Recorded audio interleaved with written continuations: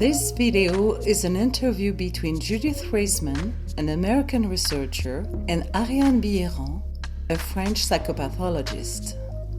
It is from 2017, but it's still relevant because it gives us crucial information to better understand what is happening today, measure the dangers that our children are facing, and be able to take the right actions to protect them. We divided the original interview of 3 hours in several small sections to facilitate its viewing, and we made some little changes. We advise you, of course, strongly to listen to all the videos until the end. Judith Reisman unfortunately left us in April 2021. But she leaves us a considerable amount of documented work that allowed us to understand the deep cause of the degeneration of our society, of institutionalized corruption, of couple issues, of the current troubles of our youth, and also to discover who was interested in annihilating the parental rights and sexualizing the children. It is by knowing the root cause of a problem that we can find the solutions to resolve it. The analysis of the official text of the WHO and the International Planned Parenthood, exposed in Ariane Bierrand's book, The Imposture of the Sexual Rights, or the Law of the Pedophile in Service of Worldwide Totalitarianism, is aligned with the work of Judith Reisman. It validates the thesis according to which there is a will to traumatize children by sexualizing them from the youngest age in order to have total control over them and at the same time annihilate parental authorities so the parents are not able to protect them. In the US, parents are beginning to strongly express their indignation to school boards about the presence of pornographic content in school libraries, even in elementary schools, and the legitimate concern about explicit sex education curriculum. European parents have the same exact concerns, as it is a global issue. That's why this interview should be seen by European parents as well as American parents. Today more than ever, it is important that parents particularly take back the control of their authority over their children and protect them. The Translation Bridge presents this interview translated into French and English and takes the opportunity to pay tribute to these two women who, with their exemplary research and analysis, each in their own time and place, allowed us to go back to the root cause of the insanity that is taking over our world. They have revealed to the public the true face of the organizations that claim to work for our own good and the one of our children. Their respective work complements each other marvelously well to enlighten us, and it will remain inscribed in history. We invite you to read the articles on our website or watch the videos on our YouTube or other platforms that we have translated from Judith Reisman, Ariane Bierrand, or other experts to refine your judgment on the current situation. Knowing that these two women, like all those who target the heart of a problem or expose the truth, have been subjected to numerous slanders and are victims of censorship. So let's use our best judgment and listen to those who have analyzed the official text and historical facts. Because the issue is not to create sensationalism, to broadcast dark and sordid stories, to occupy available brain time, or to get lost in childish ego battle, but to debunk the root of evil and to individually act at our level. Don't forget to subscribe to our channels if you haven't already done it to get notification for the next videos. Like the videos, comment on them, and share them massively so that all together we can broadcast this precious information.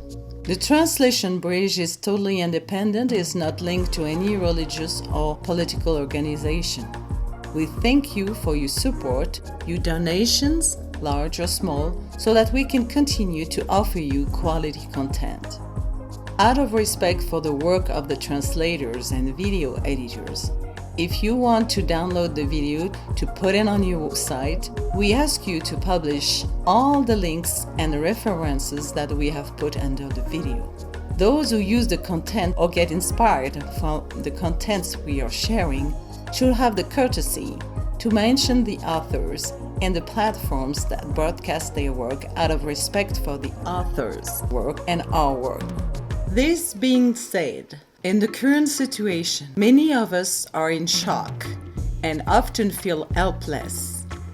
By sharing this information with your friends, family, colleagues, and local doctors, you are taking actions. The first step to make a shift of consciousness is to share the right information. Then the time will come to concentrate on solutions and build on good and new foundations. We wish you all the courage to face reality. As Judith Reisman said, the level of our mental health is measured by our ability to face reality. Have a good viewing.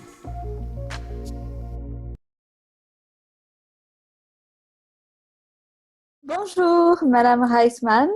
C'est un grand honneur de pouvoir vous accueillir en interview donc en France. Nous allons donc passer 2 heures ensemble sur un sujet qui mérite que l'on s'y attarde sérieusement, les droits sexuels des enfants et leur relation à l'idéologie pédocriminelle de Kinsey. Tout d'abord, j'aimerais introduire votre éminent parcours. Comment pourrais-je vous présenter? Oh, thank you. How would I introduce myself? Oh, I was forced to go into the academic world. I had been working in the artistic world, in television, in songwriting for my early years. But in fact, I was forced to enter the academic world because of my own experiences with my daughter, who had been raped as a small child, a 10-year-old child. And I entered the academic world because I felt I had to understand what had happened, why this had happened, the dynamics that had brought this about. So that was the rest of my life. Oh yeah, and I wrote a lot of books about it, and worked for the Department of Justice, did a major research for the United States Department of Justice, juvenile justice and delinquency prevention. And here I am, still. Oui, vous avez écrit plusieurs ouvrages, dont Kinsey, Sex and Fraud, The Indoctrination of a People, Soft Porn, Plays Hardball, aussi Kinsey, Crimes and Consequences, et Kinsey's Attic, Sexual Sabotage. Avant d'entrer dans le vif du sujet, je voudrais rappeler pour nos auditeurs que sont les droits sexuels. Les droits sexuels, ce sont des droits promus par l'OMS selon lesquels les enfants seraient des êtres sexualisés, dotés de consentement sexuel, responsables, autonomes, avec des capacités évolutives, leur permettant de prendre des décisions sur leur sexualité. Ils seraient des êtres à éduquer sexuellement dès la naissance et même des citoyens sexuels. Ce sont des citations. J'ai pour ma part, dans mon livre « L'imposture des droits sexuels ou la loi du pédophile au service du totalitarisme mondial », étudié à la virgule près 2 textes internationaux en particulier, la Déclaration des droits sexuels de l'IPPF, le Planning familial international, et les standards pour l'éducation sexuelle en Europe de l'OMS, qui nous disent comment les enfants doivent être éduqués sexuellement dès la naissance, avec un programme, des modules d'évaluation, etc. Le site de journalisme d'investigation Donde Vamos, http:// www.dondevamos.canalblog.com en France, luttant contre la pédocriminalité, a fait plusieurs alertes au sujet de ces droits sexuels et de cette éducation sexuelle, dont aucun média officiel ne relaie le caractère a minima problématique. Or, mon étude sur les droits sexuels des enfants, qui sont en soi pédocriminels, faisant de l'enfant un citoyen sexuel, doté de consentement, responsable et autonome, m'a menée vers SENSOA, l'Institut Kinsey, ICIECUS, comme promoteur actuel, reconnu dans les institutions de l'enfant sexualisé. C'est-à-dire qu'aujourd'hui, l'on nous vend une idéologie pédophile, celle qui dit que l'enfant aurait des désirs sexuels dès la naissance. J'ai fait une longue interview avec Marc là-dessus en juillet 2017 dernier. En relation avec la promotion de ces droits sexuels et du grand plan santé du ministère de la Santé, inscrivant l'éducation sexuelle dès la maternelle depuis le 30 mars 2017 dans les écoles de France, à l'insu des Français et de grand nombre d'enseignants, il me paraît indispensable que vos travaux sur le personnage Kinsey, à l'origine de l'idéologie pédophile de l'enfant sexualisé, soient davantage connus en France et je voudrais y contribuer. Ici, nous vivons une vraie chape de plomb. Les médias officiels ne parlent pas de ce sujet, sauf pour faire de la propagande de masse en faveur de l'enfant sexualisé qu'il faudrait éduquer sexuellement. Et ils calomnient les très rares cas qui osent s'attaquer à ce sujet. C'est la raison pour laquelle j'ai souhaité que l'on vous entende sur une radio complotiste, car je crois qu'il y a réellement un complot pédophile contre l'humanité. De lobbies qui tendent à banaliser, puis à légaliser la pédocriminalité contre les enfants de tout âge, et pas seulement, mais aussi les opérations transgenres des mineurs, l'achat-vente de bébés, etc.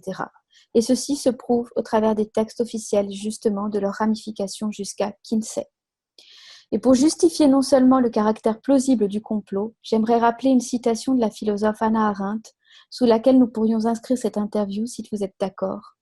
Je cite : « Le secret, c'est ce que l'on appelle diplomatiquement la discrétion, ou encore arcana imperii, les mystères du pouvoir, la tromperie, la falsification délibérée et le mensonge pur et simple employé comme moyen légitime de parvenir à la réalisation d'objectifs politiques font partie de l'histoire, aussi loin que l'on remonte dans le passé. » Dans Du mensonge en politique, le premier des essais qui compose Du mensonge à la violence. First of all, yes. Yes. The United Nations, the rights of the child, all this sort of thing, yeah.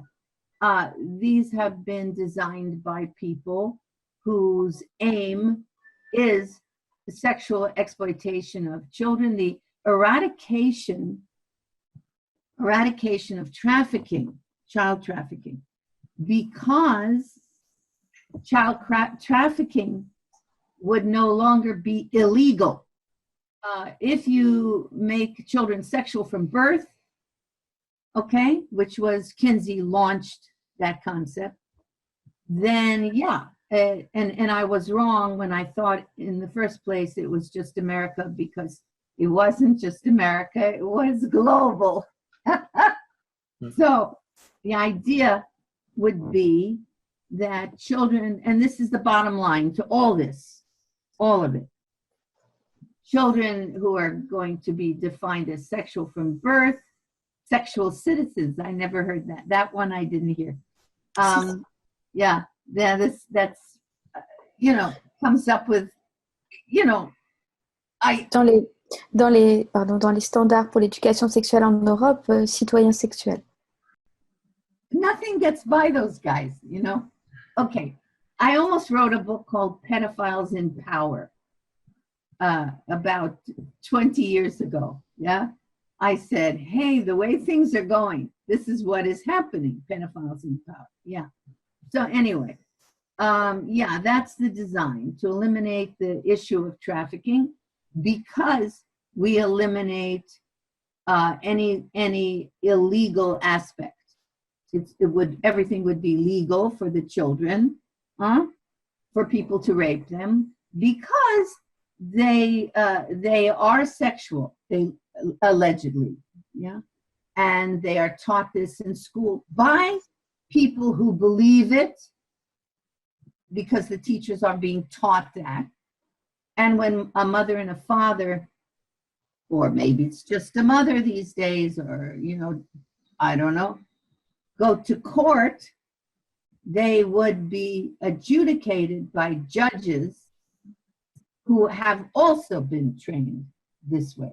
Yeah. So it becomes international.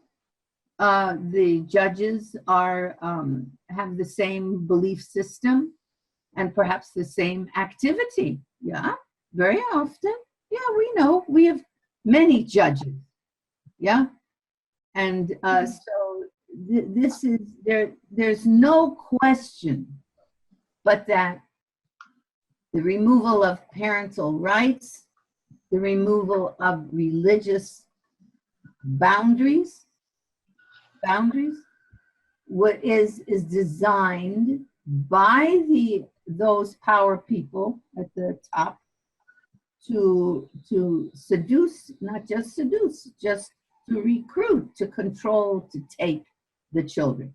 This is the biggest Pied Piper activity. I don't know if you have Pied Piper in France or in South America, the story of the Pied Piper. But in America, the Pied Piper who leads the children off the cliff and who are killed. But the killing is the least of it because they're tortured first. Okay. Yeah. Sexual desires from birth. First of all, it's all concocted, of course, by pedophiles. There's no question. And pederasts, and pedophiles, there's a difference a little bit, but okay. As far as from birth, I had a case against the Kinsey Institute, and we, a legal case, and we had a research, an interview with the head of the Kinsey Institute, June Reinisch at the time, and she said in her interview, she said, yes, she said, well, we know that children are sexual in the womb, not from birth. You don't have to wait until they actually get out of the womb. In the womb, we know that they are sexual and they have sexual feelings. And I said, where do we know that the child is sexual in the womb? And she said, well, as a matter of fact, it was on the Donahue show too. She said, because we've seen that the boy has an erection. So, of course, that is ridiculous. I mean, I said, well, the erection is this big, then, and this was how many? This was 15, 20 years ago, when you couldn't even vaguely see, the intrauterine devices. You couldn't really see that much, right? And not only that, but there's absolutely no reason to assume that the child has a urine buildup, which causes the, to have a little bit of some kind of a show, or any number. It's moving with the mother's breathing and with the fluid. And if that's the case, how are they aborting these babies? How are they aborting them? Yeah? Anyway, I just wanted to mention that.